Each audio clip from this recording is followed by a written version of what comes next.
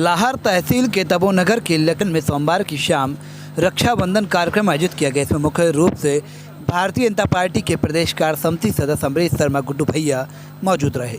मुख्य अतिथि अमरीश शर्मा ने कार्यक्रम में पहुंची करीब 1000 से अधिक बहनों से राखी बंधवाकर आशीर्वाद प्राप्त किया और उपहार में एक साड़ी भेंट की। कार्यक्रम में बोलते हुए अमरीश शर्मा ने कहा कि आज रक्षाबंधन कार्यक्रम में आकर आप लोगों ने मुझे जो प्यार और स्नेह से भरा रक्षा सूत्र बांधा और आशीर्वाद प्रदान किया, उसके लिए मैं सदा आपका ऋणी रहूँगा। आगे उन्होंने कहा कि आप सभी का छोटा भाई हूँ और जब आपको मेरी ज़रूरत होगी तब मैं आपके साथ खड़ा रहूँगा। इसके बाद उन्होंने लाहौर में 1 सितंबर से आयोजित की जा रही कथा राजन जी महाराज की 9 दिवसीय राम कथा की 31 अगस्त को निकाली जा रही शोभा यात्रा में शामिल होने के लिए सभी बहनों और लोगों को आमंत्रित किया। वहीं उन्होंने आगामी विधानसभा चुनाव में प्रत्याशी बनने के सवाल पर कहा कि संभावित प्रत्याशी तो मैं हमेशा रहा, पर पार्टी क्या निर्णय लेगी यह अभी कहना मुश्किल है। आगे उन्होंने कहा कि चाहे पार्टी मुझे टिकट दे या ना दे, आप सभी के बीच में हमेशा सेवारत रहूँगा। वहीं उन्होंने लाहौर विधायक के विधानसभा में 35 साल के कांग्रेस शासन को लेकर कहा कि इस बार लाहौर से भाजपा विजय होगी, क्योंकि अब लाहौर विधायक डॉक्टर गोविंद सिंह के पापों का घड़ा भर गया है और जनता भी अब बदलाव के मूड में है। आगे उन्होंने कहा कि प्रदेश के मुखिया शिवराज सिंह चौहान ने लाडली बहना योजना की शुरुआत की है और अब हमें यह योजना आगे भी चालू रखनी है, तो इसके लिए हमें भाजपा की सरकार बनानी है। अब की बार लाहौर में भाजपा को ही जिताना है। बोलो राधा रानी की, बोलो गिरिराज जी महाराज की, बोलो भारत माता की। यहाँ पर उपस्थित हमारी सभी बहनों की,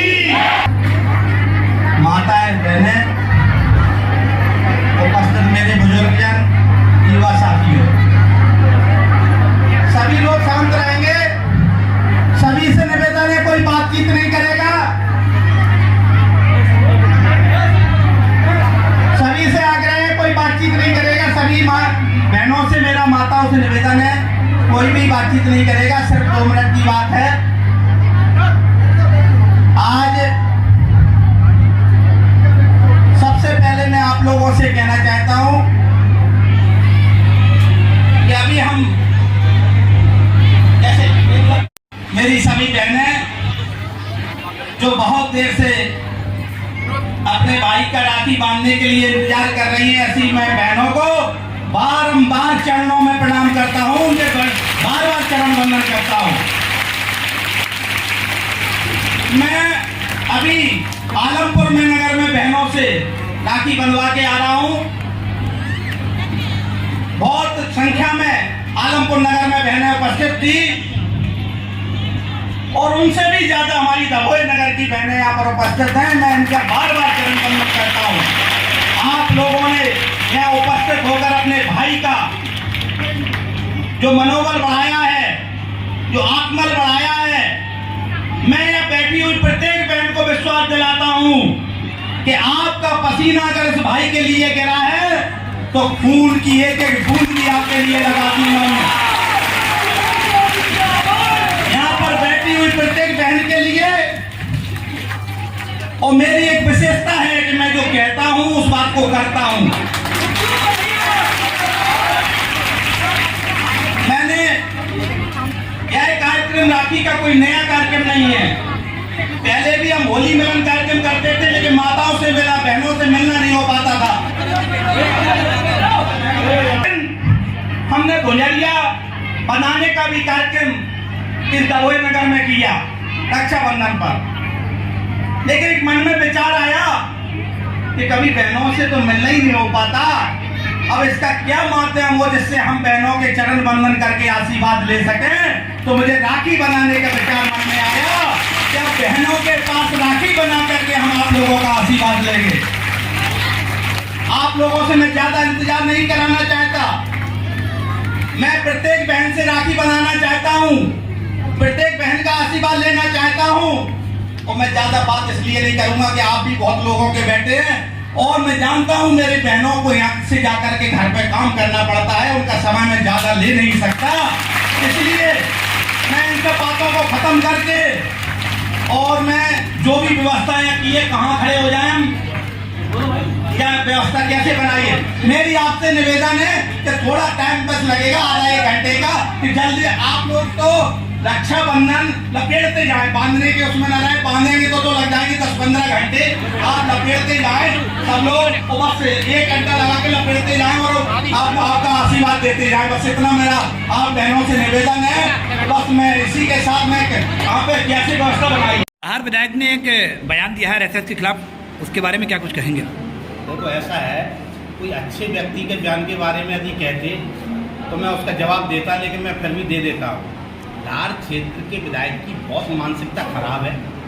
कभी वो व्यक्ति कहता है कि हमें रामायण से नींद नहीं आती, कभी वो व्यक्ति कहता है हमें तो ये प्रदीप मिश्रा और बागेश्वर धाम ये सब फर्जी हैं, ये भारतीय जनता पार्टी के एजेंट हैं।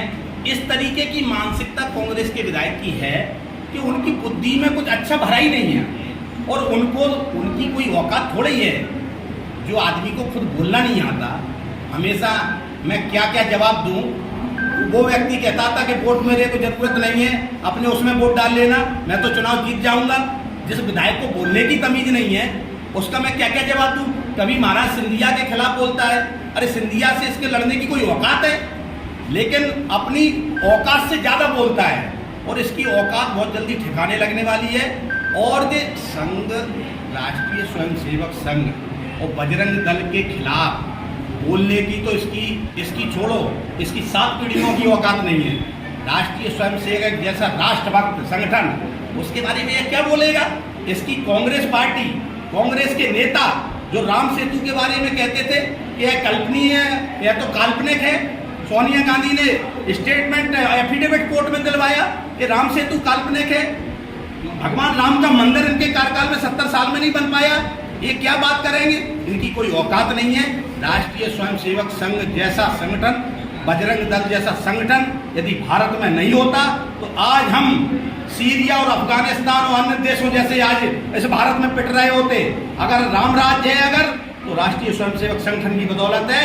और इस पर इस झूठ, इस बेईमान, इस भ्रष्ट, इस चोर, लोगों का हत्यारा, पकड़े करवाने वाला इस चोर की कोई ताकत नहीं है जो भारतीय जनता पार्टी, सिंधिया जी और राष्ट्रीय स्वयंसेवक संगठन के बारे में बोलने का इसकी कोई औकात नहीं।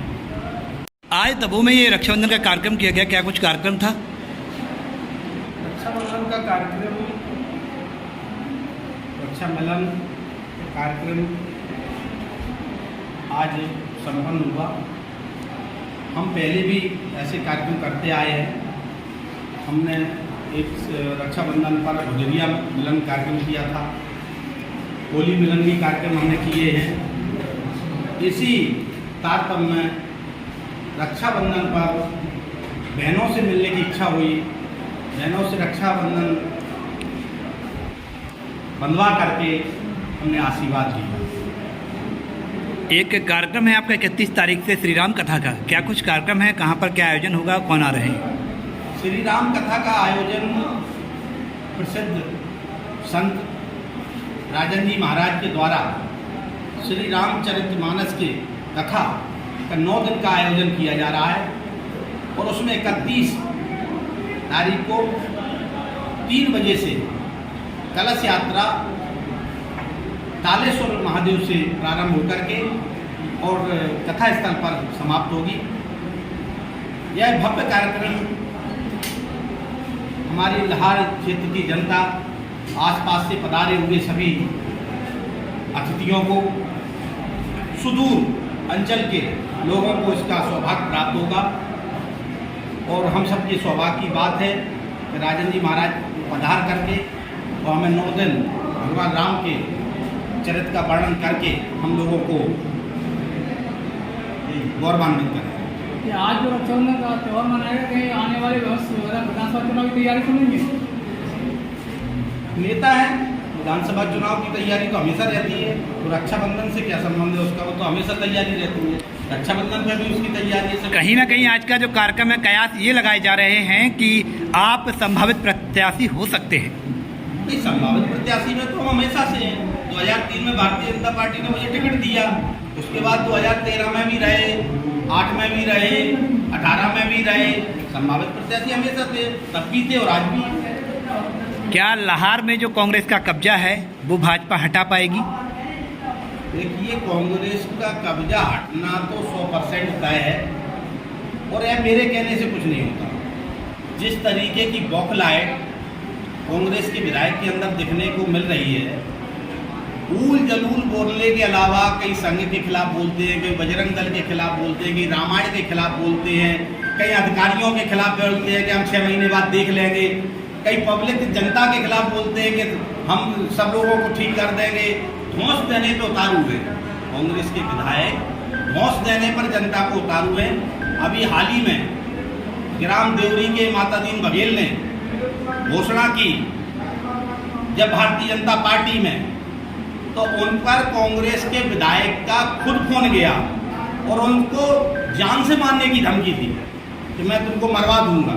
इतनी मानसिकता जब कांग्रेस के विधायक की खराब हो गई है, वो धौंस देते हैं अधिकारियों को, वो धौंस देते हैं लाल क्षेत्र की जनता को कि नवंबर में हम देख लेंगे, नवंबर के बाद। अरे नवंबर तक तुम जब रहोगे तभी तो देख लोगे, जब तुम रहोगे ही नहीं तो क्या देख लोगे।